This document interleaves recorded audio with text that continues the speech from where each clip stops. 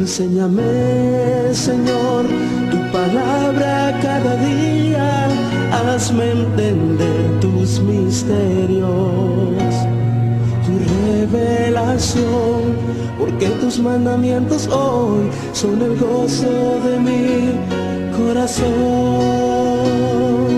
Dame, Señor, tu palabra cada día, hazme entender tus misterios, tu revelación, porque tus mandamientos hoy son el gozo de mi corazón. En nuestro programa anterior estábamos hablando de la visita divina, o sea, la visita del príncipe del ejército de Jehová. Y decíamos que en los últimos 3 versículos del capítulo 5 de Josué, los versículos 13 al 15, tenemos el llamamiento y la comisión de Josué, así como el llamamiento de Moisés en el llano de Madián en la zarza ardiente. Y recordamos que en el capítulo 3 de Éxodo, versículo 5, se le mandó a Moisés quitarse el calzado de sus pies, porque el lugar en que estaba era tierra santa. Ahora los israelitas habían pasado el Jordán y estaban acampando al otro lado del río. Suponemos que un día por la mañana, Josué probablemente se levantó, pasó revista al campamento, y quizá hasta se llenó de orgullo al examinar las tiendas de las 12 tribus. Él es el líder de ese gran grupo y el sucesor de Moisés. Debe haberse sentido bastante bien. Luego sucedió que miró hacia el borde del campamento y vio allá parado a un hombre con su espada desnuda en la mano. ¿Y sabe usted, amigo oyente, quién era este hombre? Creemos que no era otro que el Cristo preencarnado. Según el escritor a los Hebreos, en el capítulo 2 de su carta, versículo 10, Él es el autor de la salvación. Al mirarle, Josué probablemente pensaba dentro de sí, es seguro que él no sabe que aquí yo soy el general y no he dado ninguna orden de que alguien desenvaine su espada. Mejor es que yo hable con ese individuo. José, pues, se acercó donde estaba el hombre y le dijo, ¿eres tú por nosotros o por nuestros enemigos? Y entonces el varón se puso de pie con la espada en la mano, se volvió hacia Josué y le dijo, soy el príncipe del ejército de Jehová. ¿Y sabe usted lo que sucedió? Josué se postró en adoración delante de él. Josué se dio cuenta que el cuartel general no estaba en su tienda. Descubrió que estaba ante el trono mismo de Dios. Era Dios quien estaba guiando a Israel. Josué recibiría sus órdenes del príncipe del ejército de Jehová. Está en la obligación entonces de obedecer al Señor. Un soldado tiene que obedecer a su capitán, el Estado Mayor. Y Josué se doblega y saluda al Estado Mayor. No vemos entonces ningún problema. Ahora, en el capítulo 6, cuando encontremos a Josué dando vueltas alrededor de la ciudad de Jericó, dio vueltas a la ciudad de Jericó por 7 días consecutivos. A muchos les parece una cosa insensata lo que hacía. Si usted le hubiera detenido al 6º día para decirle, mire mi general Josué, lo que hace es cosa necia, ¿por qué lo hace? ¿Por qué no deja de dar vueltas alrededor de la ciudad? De seguro que él le habría respondido, no soy yo el encargado aquí, recibo mis órdenes de otro. Otro me está mandando y yo soy simplemente soldado raso de la última fila. No me toca a mí oponerme a las órdenes de mi capitán. Hago esto porque él me ha mandado hacerlo. Y como usted sabe, un soldado raso no manda al comandante. Si hace eso, pronto se hallará en el calabozo militar. Pasemos pues a este capítulo 6 de Josué. En este capítulo vemos que la ciudad de Jericó se encierra y Dios instruye cómo sitiarla. Se rodea la ciudad, los muros caen. Rahab la ramera es salvada y se maldice a quien trate de reconstruir la ciudad de Jericó. Los israelitas ya han pasado el Jordán y han entrado en la tierra de Canaán. Pasaron el Jordán de una manera muy extraordinaria. Los sacerdotes llevaron el arca a la orilla del río. Los pies se le mojaron y las aguas se separaron. Este fue un milagro más notable que el de cruzar el Mar Rojo, si es que se pueden poner los milagros en una clase de notable, más notable y mucho más notable. En el verano, el río Jordán es una corriente apacible, pero en el invierno llega a ser un océano poderoso. Es un río peligroso en la época de inundación. Los israelitas pasaron por la muerte, sepultura y resurrección del Señor Jesucristo cuando pasaron el Jordán. Luego se nos dice que 2 cosas sucedieron. 12 piedras, una por cada tribu, fueron tomadas del Jordán y levantadas en la orilla occidental. Estas piedras hablan de la resurrección de Cristo. Se constituyeron en monumento. Fueron puestas allí para llamar la atención a las generaciones futuras sobre la manera en que Dios les había guiado con seguridad. Luego, 12 piedras, una por cada tribu, fueron puestas en el Jordán, y estas piedras hablan de la muerte de Cristo. Estas piedras fueron puestas en las aguas de la muerte. El arca, que habla de Cristo, pasó el Jordán. Los israelitas podían pasar porque fueron guiados por el Señor. Él es el príncipe de nuestra salvación. Ha pasado el Jordán y así nos guía al lugar de bendición espiritual en los lugares celestiales. Las piedras conmemorativas dentro del río hablan de la muerte de Cristo por los pecados suyos y por los míos, amigo oyente. Ahora, las piedras puestas en la orilla del Jordán hablan de su resurrección. Y cuando las futuras generaciones preguntaran el significado de las piedras, oirían entonces la maravillosa historia de cómo Dios había guiado a sus padres y cómo los había cuidado. Las piedras eran un monumento conmemorativo y un tiempo de comunión para los hijos de Israel. Nosotros también tenemos un monumento conmemorativo y una comunión. Lo llamamos la Cena del Señor. Y nos reunimos alrededor de la Cena del Señor, alrededor de la mesa del Señor. Y el pan y el vino hablan del cuerpo y de la sangre de Cristo. Él bajó por las aguas de la muerte y de juicio por usted y por mí, amigo oyente. Pero subió del sepulcro mediante una resurrección poderosa. Es mediante su muerte y su resurrección, amigo oyente, que entramos en la bendición espiritual. Y luego, por último, entraremos en el mismo cielo. Los israelitas, pues, están acampados ahora a la orilla occidental del Jordán, y están llenos de una sensación de expectación. Esta es la tierra que Dios había prometido darles. Es la tierra que fluye leche y miel. Es la tierra que se les ha mandado a poseer, y sus corazones se llenan de emoción y de alegría con la expectativa de ocupar su propia tierra. Dios preparó a su pueblo para entrar en la tierra. Los israelitas tenían que ser condicionados para la conquista, y tres cosas importantes tomaron lugar. Primero, los israelitas fueron circuncidados. En segundo lugar, comieron del fruto de la tierra. Y en tercer lugar, a Josué le fue dada una visión del príncipe de las huestes del Señor. Cuando Josué se preparó para circuncidar a los varones de Israel, se hizo cuchillos afilados. Y esos cuchillos nos hablan de la palabra de Dios. Dice el escritor a los Hebreos en el capítulo 4 de su carta, versículo 12, porque la palabra de Dios es viva y eficaz, y más cortante que toda espada de dos filos, y penetra hasta partir el alma y el espíritu, las coyunturas y los tuétanos, y discierne los pensamientos y las intenciones del corazón. La palabra de Dios, amigo oyente, le ayuda a uno a discernir entre lo bueno y lo malo. Hoy en día las líneas de conducta moral han sido prácticamente borradas en muchos de nuestros países.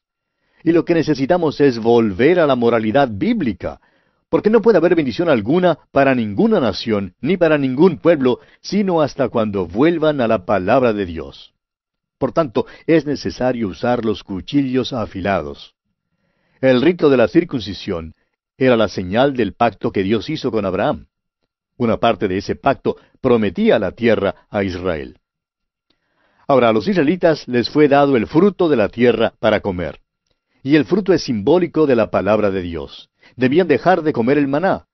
El maná era una comida provocativa, amigo oyente, y cuánto les gusta a los hermanos ir de una conferencia de profecía a otra. Y sabemos que hay muchos hermanos que tienen más interés en el libro de Apocalipsis que lo que tienen en la epístola a los Romanos, por ejemplo. Hay muchos que irán lejos para escuchar un mensaje en cuanto al caballo amarillo del Apocalipsis, pero que ni siquiera cruzan la calle para escuchar un mensaje de la epístola a los Romanos. El doctor A. G. Gabeline dijo una vez, usted se dará cuenta que muchos hermanos tienen más interés en el anticristo que lo que tienen en Cristo. Lo que a estos hermanos les gusta es el maná. Pero lo que necesitan, amigo oyente, es salir del desierto y comer el fruto de la tierra. Necesitan ir a través de la Biblia y enterarse de lo que ella contiene. Una cosa es decir que se cree en la Biblia, y otra cosa muy distinta es estudiarla.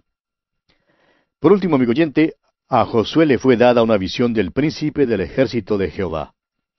Y Josué se dio cuenta que estaría recibiendo sus órdenes del Señor. Los israelitas ya están condicionados para la conquista y listos para entrar a habitar la tierra.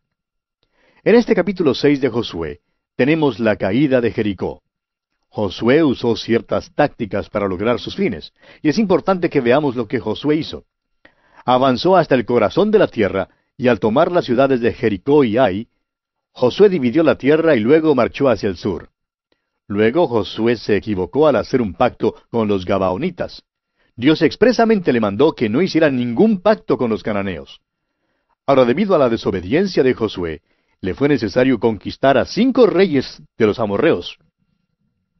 Luego desempeñó una campaña en el norte y se nos da la conclusión de la jefatura de Josué en la guerra. El libro de Josué termina con la lista de los reyes conquistados, la repartición de la tierra y el último mensaje de Josué. Había 3 campañas importantes al principiar los israelitas a conquistar la tierra. Primero, la campaña de Jericó. En segundo lugar, la de Ai. Y en tercer lugar, el pacto con los Gabaonitas. Estos fueron los enemigos que estorbaron cuando Israel entró en la tierra. Y tienen que ser conquistados. Ahora, ¿cuál fue el método de Josué? ¿Cómo logró Josué conquistar la tierra? ¿Cuál es el mensaje para nosotros hoy en día?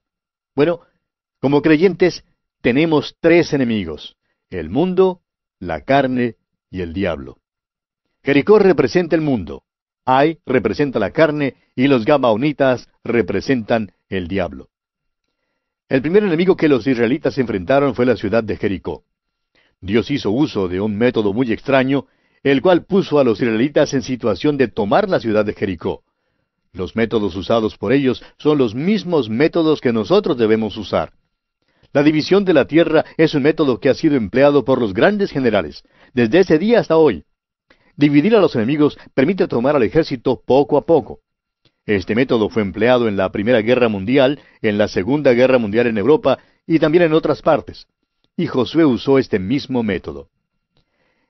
Debe notarse que bien puede haber un desacuerdo entre el señor Carlos Marston y la señorita Kathleen Kellam en cuanto al muro de la antigua Jericó, pero la verdad es que la fe del creyente no se apoya en la pala del arqueólogo. El escritor a los Hebreos en el capítulo 11 de su carta, versículo 30, dice: «Por la fe cayeron los muros de Jericó después de rodearlos 7 días». Jericó representa el mundo para el creyente. Es fuerte y formidable y temible.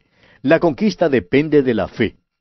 El apóstol Juan en su primera carta, capítulo 5, versículo 4, dice: «Porque todo lo que es nacido de Dios vence al mundo. Y esta es la victoria que ha vencido al mundo, nuestra fe». Y en el capítulo 11 de la carta a los Hebreos revela cómo la fe obró durante todas las épocas en las vidas de los siervos más selectos de Dios al hacer ellos frente al mundo y vencer ellos por la fe. Comencemos pues leyendo el primer versículo de este capítulo 6 de Josué.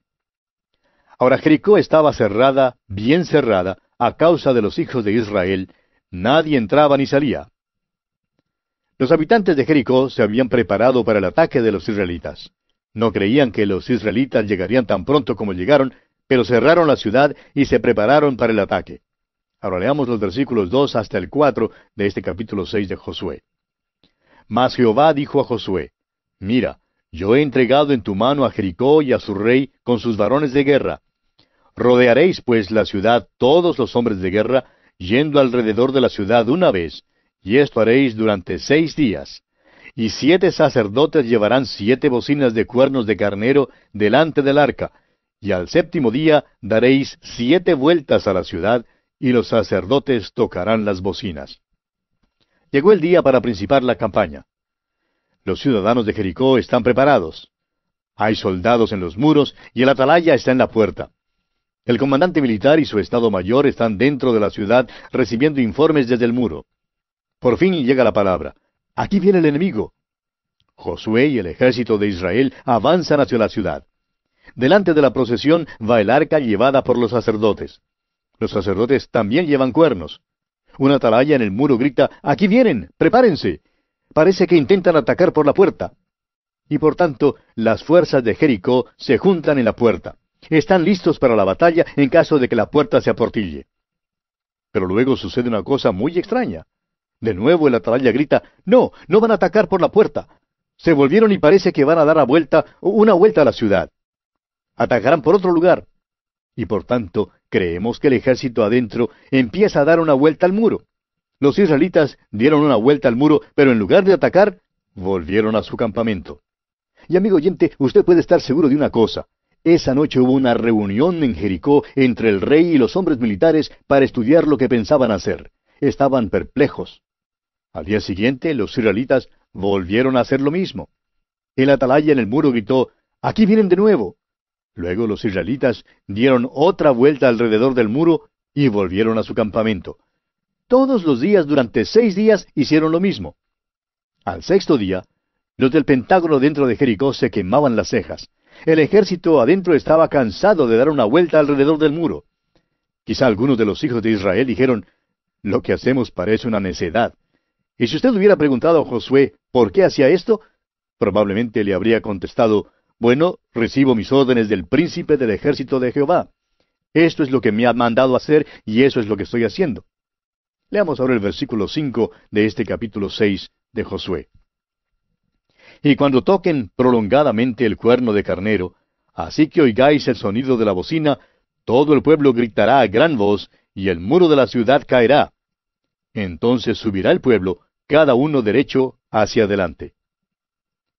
Ahora, al séptimo día, los israelitas dan otra vuelta a la ciudad. Los habitantes de Jericó exhalaron un suspiro de solaz cuando terminaron de dar la vuelta.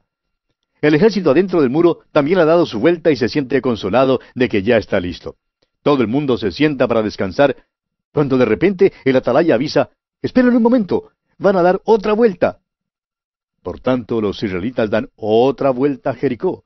Dan la tercera y la cuarta vuelta. Dieron la vuelta 7 veces. Luego los sacerdotes tocaron las bocinas y los muros de Jericó cayeron. Pasando ahora hasta el versículo 20 de este capítulo 6 de Josué, leemos, «Entonces el pueblo gritó, y los sacerdotes tocaron las bocinas, y aconteció que cuando el pueblo hubo oído el sonido de la bocina, gritó con gran vocerío, y el muro se derrumbó. El pueblo subió luego a la ciudad, cada uno derecho hacia adelante, y la tomaron». La palabra de Dios dice que el muro se vino abajo.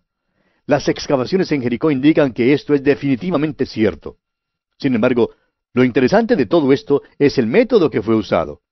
Y la pregunta es, ¿luchó Josué? No, amigo oyente, Josué no luchó. Fue Dios quien luchó, y fue Dios quien ganó la victoria. El método que los israelitas emplearon para conquistar a Jericó fue la fe, amigo oyente. Y así es como los creyentes ganan la victoria en el mundo. Los creyentes no pueden luchar contra el mundo y ganar. ¿Cómo pues vencemos al mundo? La respuesta la encontramos en la primera carta del apóstol Juan, capítulo 5, versículo 4, donde leemos, «Porque todo lo que es nacido de Dios vence al mundo, y esta es la victoria que ha vencido al mundo, nuestra fe». Josué no ganó una batalla para tomar a Jericó, pues tomó posesión de ella por la fe. Creyó a Dios y recibió sus órdenes de Él. La dificultad con muchos hermanos hoy en día, amigo oyente, es que ellos mismos tratan de librar la batalla de Jericó y vencer al mundo. Pero necesitamos empezar a recibir nuestras órdenes de nuestro capitán Jesucristo. Él es el príncipe de nuestra salvación, y entonces veremos un cambio en nuestras vidas. Fue la fe la que salvó a Rahab y a su familia. Escaparon sin recibir daño. Josué también pronunció una maldición sobre cualquiera que tratara de reconstruir la ciudad de Jericó. Más adelante, en el primer libro de los Reyes, capítulo 16, encontramos que la ciudad fue reconstruida y una maldición vino sobre el hombre y sobre su hijo que la reconstruyeron. La maldición contra el constructor de Jericó no fue dada para prohibir la habitación del sitio, sino para prohibir otra fortificación de la ciudad. Y bien, amigo oyente, así concluye nuestro estudio del capítulo 6 de Josué. Dios mediante, en nuestro próximo programa comenzaremos a estudiar el capítulo 7 y veremos cómo los israelitas son derrotados en Ai. Josué se queja y Dios le instruye en cuanto a lo que debe hacer. Acán confiesa su pecado y él junto con todo lo que tenía son destruidos en el valle de Acor. Esto es pues lo que nos espera en nuestro recorrido por el capítulo 7 de este libro de Josué. Le invitamos a sintonizarnos. Hasta nuestro próximo programa, pues, amigo oyente, que Dios le bendiga muy ricamente. Enséñame, Señor, tu palabra cada día, hazme entender tus misterios, tu revelación, porque tus mandamientos hoy son el gozo de mi corazón. Dame, Señor, tu palabra cada día, hazme entender tus misterios, tu revelación, porque tus mandamientos hoy son el gozo de mi corazón.